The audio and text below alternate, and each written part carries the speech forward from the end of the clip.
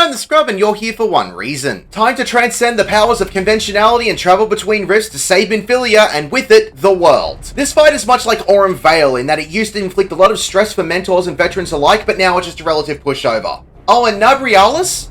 You want to call yourself a god? You know what I do for fun, right?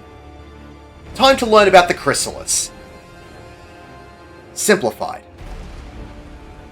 Spark is a hard-hitting tank buster. If the boss casts double, he will perform Spark twice in succession. If the boss casts triple, he will perform Spark 3 times in succession. Tanks be aware that you will need to use cooldowns for this. When he gets under 80%, Nabriales will become untargetable, respawn in the center of the arena, and cause many dark and red orbs to spawn and slowly move towards him. Dark orbs will give a stacking physical vulnerability, and the red orbs will give a stacking magical vulnerability. You will need to alternate between running through dark orbs and red orbs, as running through 3 or 4 of the same orb will more than likely kill you. For every orb that reaches the middle, it will cause the room-wide attack after the orbs have finished spawning to hit much harder. If too many orbs reach Nabriales, you will wipe. When some of the orbs are run through, they will turn into shadow sprites and perform massive conal AoEs directed at random party members. Nuke these down when they spawn. Nabriales will randomly disappear and reappear at different points in the arena and perform a medium-sized straight-line AoE towards a random party member. If you get hit with this AoE, it will inflict a debuff Suppuration, which reduces your damage dealt and increases your damage taken. If the straight-line AoE is pointed at you, just move to the side to dodge this. When you get Nabriales below 40%, he will become untargetable and repeat the orbs from earlier. After he returns, he will randomly perform Quake 3, which is not only a very good first-person shooter, it is a massive room-wide AoE hit in this raid. This is going to be a big reminder here. Do not use the limit break yet. This will be important for later. When he gets under 20% health, he will inflict the debuff Blight on all party members, which increases your damage taken. Nabriales will then become untargetable and disappear. He will create a void in the center of the arena, which will begin to suck all players in. When you enter this void, it will drastically increase the timers on all buffs and debuffs that you may currently have.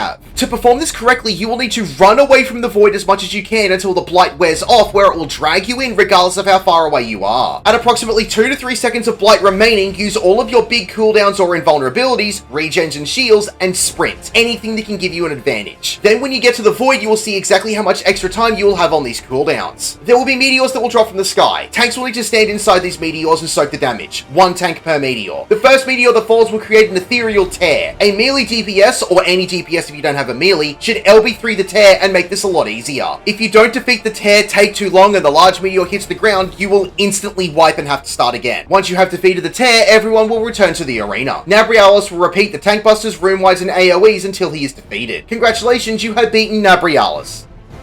My name is the Scrub. Thank you for watching.